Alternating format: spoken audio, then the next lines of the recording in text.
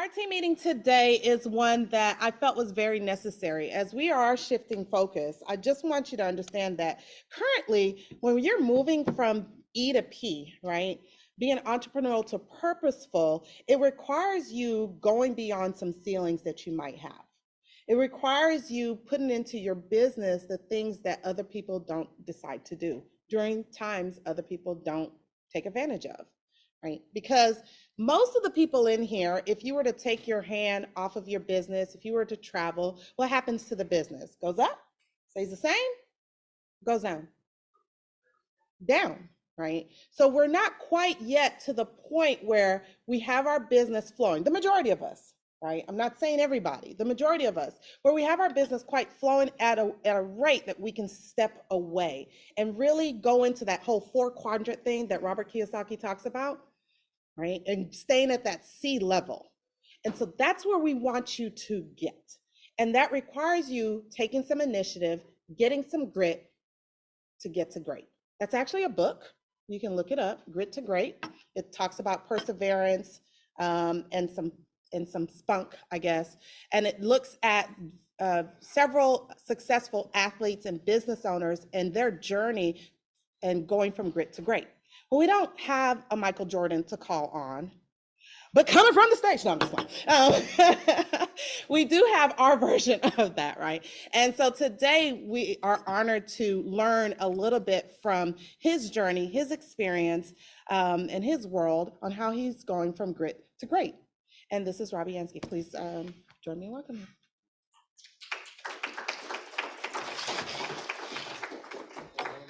Thank you for having me. Absolutely. Thank you so much for coming. Do we have a picture? Oh, there we go. Look at him. A few pictures out there.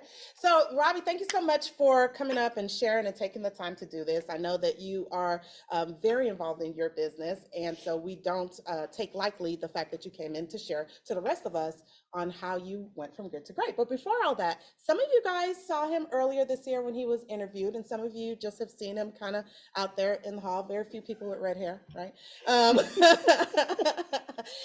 So just tell me a little bit about yourself. Who's Robbie?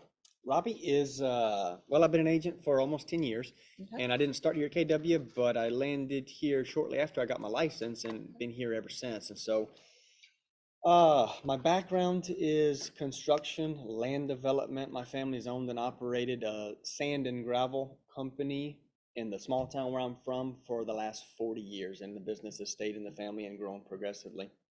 And I stepped out of that business when I married the wife and moved up here to the Houston area about 10 years ago. And I continued my real estate career in that form. And so that career has kind of progressed and taken off with more of real estate sales, land sales, instead of the development side, and growing the business in that way now with the rental portfolio and looking at other business options and things like that. So suffice it to say, things get busier as you apply yourself and as you put more effort into the businesses that you want to grow. Absolutely. I love how you said the wife. The wife. Yes. The wife. Tell us a little bit about some of these pictures. You have some interest here. So pretty interesting. Yeah, whenever you start to do land farm and ranch sales, you got to go bigger. You can't just have a small placard and a small sign in a front yard and a lot and block in the city. You got to go into more of a billboard style and get creative with how you get them attached and to stay in the place with a lot of wind that happens out in the countryside. I am also actively pursuing my private pilot's license because I list, sell, and assist clients in buying in about a 12 county area throughout Texas, and that ranges from a 3.5 hour drive one way north all the way to south. And so I'm actively pursuing my pilot's license. That way I can fly around and get things done a little bit faster. Creflo Dollar. No, there you go. and there's me in one of the sign shops that I utilize to get some of the larger signs printed. They do a great job of graphics and things like that. So yeah, you're a Texas realtor. There you go. Awesome. So why KW? What brought you here? What brought me here? I heard a lot of good things about it, and the systems and support that we have here are unparalleled in the world. And they just gave a few simple examples of some of the stuff we have with Command, some of the groups that were put together for support and for coming in and lead generating and things like that. And so coming to KW was an easy example, and staying at KW is simply you know, the benefit is shown every single day because I get business that gets brought to me through KW, and the support system we have around us every day enables us to continue to grow our business at a lot easier pace than somewhere outside trying to do it all yourself. When you have all these systems in place and the people and the support team around you, you can get a lot done. You can get a lot done a lot quicker and more efficiently and more professionally, and grow your Yes. business to the level that you want to, add team members, go in any direction you want to, bounce ideas off of each other, collaborate. I mean, the systems are just there, and it helps tremendously. So I remember when I first saw you, right? There was two things. One, I would see you every day coming in and you would sit into a cubicle, and it was the same cubicle most of the time, every single time.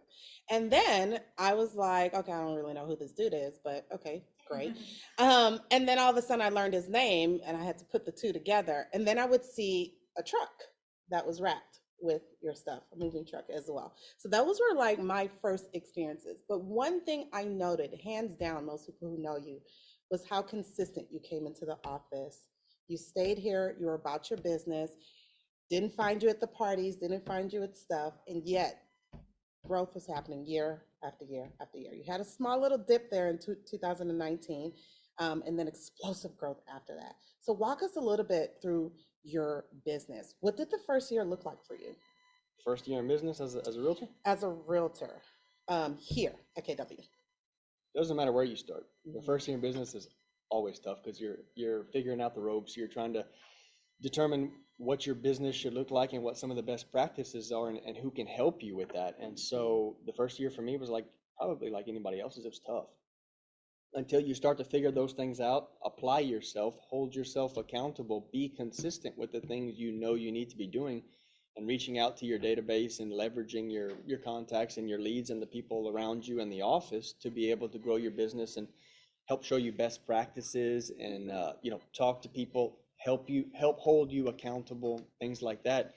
You've got to take those necessary steps in personal growth if you want to see the same for your business growth. And last week, Chad spoke a lot about accountability. And going through this list, he gave a lot of great information. And one of the things that I would have mentioned was I think this needs to shift more towards the top, because really none of this other stuff matters without being accountable. And my father always instilled in his kids, he said, son, you can do anything in this life you put your mind to. But he left off the caveat, which is you have to do the work. You got to apply yourself if you want those things to happen. And so business moving forward, if you want the growth, you have to apply yourself and hold yourself accountable, and then take the remainder of the steps in that growth. So let's go back to that first year then. And let's take exactly what you're saying. You started off, it was hard, much like everybody else. What did you put in place to, one, hold yourself accountable, and then start building out the systems that you now have? Number one, what did I put in place to hold myself accountable?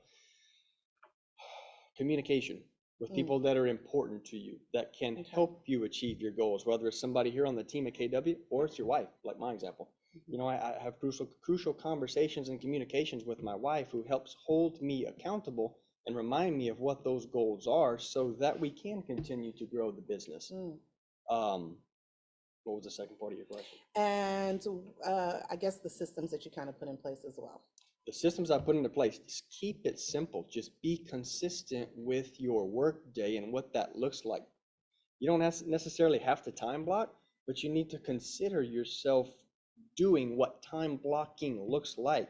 Have somewhat of a consistent schedule and coming into the office, or setting aside certain blocks of time to do certain things for the business. Everybody's models and schedules and kids and family time is different, but you got to be consistent with those time blocks. And so that's the main system to set into place right there for your business is your time, because that's all you have to utilize to be able to grow everything else and go through those steps. Absolutely. So in detail with those systems, to break it down a little bit further, with what you're doing with that time, is it double checking best practices and kind of shadowing what other agents in the field in your market that you want to do, what they're doing? Is it jumping on the phone and making phone calls? Is it collaborating with other agents in the office and talking about, what your business plans are so that they hold you accountable. Breaking down those steps with your time is all part of those systems. Yeah, it reminds me of committing to self-mastery, right? Did you know going into this that you wanted to focus on land and different things of that sort, commercial, or where did that shift occur? And what resources did you pull from? Okay, so shifting into land, farm, and ranch, when I got into this business, I didn't know that it would come as natural to me as it did. And I was year 7 or 8 in the business until I figured out, hey, this is where my true passion lies. Mm. Because I had a good client of mine that had a lot he wanted to sell, a small lot. And I did such a great job of marketing that lot and selling it that other sellers noticed and they sent me business from that. And Mm. so the business just kind of took a natural turn in that direction, and I discovered a natural passion for selling land, farm, and ranch because I grew up on acreage, and it's easier for me to visualize, conceptualize, market, sell, talk about, learn about. It's interesting to me, so the business naturally progressed that way. Sounds like you found your purpose. I did indeed. Yeah, yeah. Do you think that that made the shift in, did you see that equivalent shift in your business in terms of hard dollars? Like, did Yes. it? Okay. Yes, but I had to hold myself accountable and I had to put the work in. I saw it as a challenge the first time I got a lot listing because it was a little bit new to me. I didn't know exactly best marketing practices, so I dug in and I did such a great job of that that it brought me other business that turned into dollars. But you have to apply yourself and you have to kind of master what you're doing in the details. Let's stick on that real quick. Most of us, as we are going out there, we're coaching and consulting the agents. One thing that I run across is agents who are waiting for information to come to them. Do you suggest that tactic? I don't wait for anything to come to me. I In kind of knew delay, that was going to go Benjamin there. Franklin or somebody had the saying, in delay, there is no plenty. So you Mm. can't wait around for things to Say happen that for you. again. In delay, there is no plenty. Hmm. Okay. So no, I dig in and I take the proactive approach with whatever it is that I'm working on. And you have to focus on that. Try not to get distracted by everything else that comes your way because once you do the small things right, the big things will come to you and that turns into dollars. So one thing I wanted to go into when we talk about turning things into dollars is we did. So I kind of went back and looked at a little bit of your numbers from 2018 on into right now. Had some great things happening in 2018, 2019, a little dip, right? I don't know what necessarily happened. And explosive growth in 2020. What changed? Communication. Tell me more. Communication and holding myself accountable to my goals. I was having better and better conversations with the wife about where we wanted our businesses to go. And she's a great coach in that she broke things down more simplified for me and reminded me that I really just need to focus my time on the 20% that brings the 80% of the business Mm. and then block that out to make that happen. It's as simple as applying yourself and holding yourself accountable. I keep going back to that, but if you want to grow, you got to start with the small steps and focus on that because you can't focus on the big things because it Mhm. goes too wide too fast and you find yourself losing time. So where I saw some people dipping down in their income, not only did you increase your income, you took about 62 listings, Mhm. which was a almost a 400% jump from the previous years, from buyer to listing. Why listings? Listings give you leverage, put simply. Tell me more. You can go further faster with listings because it brings more business, whereas a buyer constrains you. If you don't have a team, a buyer constrains you to having to show them houses kind of on their schedule and do things that match up with them. In listings, you can set more of your own schedule and time block your own things out to get done in a manner you see fit. So that was part of your 20%. Most definitely. Absolutely. So what's next for you? What's next for me? 2023 is going to involve more of a stepping back and figuring out how to work on my business instead of in my business. More crucial conversations with my wife and having communications around what growth looks like for us, what our next steps are, what our 5, 10, 20, 50 year goals look like. and trying to map out a plan to work towards those best so that I can break it down smaller and time block day by day to meet those goals. It may include adding a couple of team members. It may include spending more on marketing. I definitely need to dive into my expenses because being transparent, I spend over 100 grand a year on being able to do the GCI number that I do. And a lot of that could probably be trimmed. So it's really going to be those signs cost a lot. Yeah, they do. They're not cheap. They're a little bit bigger. So it's really going to be focused on diving in and working more on my business instead of just in the day-to-day business. And I have a transaction coordinator that allows me to continue to grow my business and hold those number of listings. But that my team itself may grow a little bit. It may expand, and I may figure out more ways to improve the processes that I have in place with my clients and my sellers and my buyers, things like that. And of course, KW has all the systems and support already there for me to be able to go down the list and check off the items that I know need to be done in order to grow in the direction that I want to grow and take it that way. I mean, y'all cringed probably at that number, but you're still within range of 30% of your 30% of your business being expenses, right? So that's awesome. All right. What is something I should have asked you, but I did not? Something you should have asked me, but that you did not. I don't know. What did you want to ask me? I pretty much asked what I needed. Y'all have any questions? No, I appreciate that. Thank you so much. Does the crowd or anybody have any specific questions that you have for him to help build your business? How does the 2023 market look for you for land, given what's going on in the housing market? Land almost parallels residential sales with usually about a 6 to 9 month lag.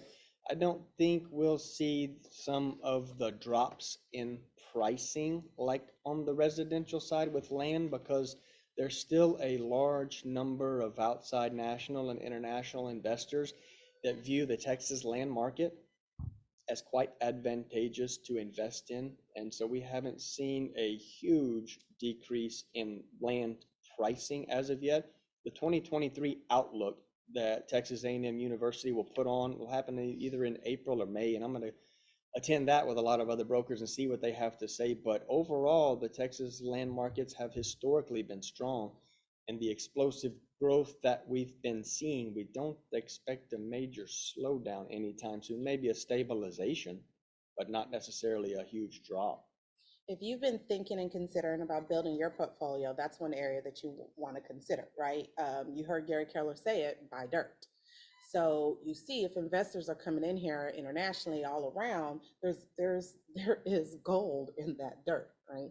And so I encourage you guys to look into that. If you have any questions about how do you go about doing that, because it's not as easy peasy as just a regular residential deal, for sure, just reach out to Robbie. I'm pretty sure you'll be open to assisting you guys know about some pitfalls to avoid and what else to do to prep yourself, Always. Including lenders that are specific to that. Most definitely, always. I'm easy to find. Yeah. I'm usually around the office and everybody knows where to find me. Yep, absolutely. Anything else? Anybody else online? No? All right. Well, I appreciate it. Awesome. Thank you so much, much. You Verna. have a good one.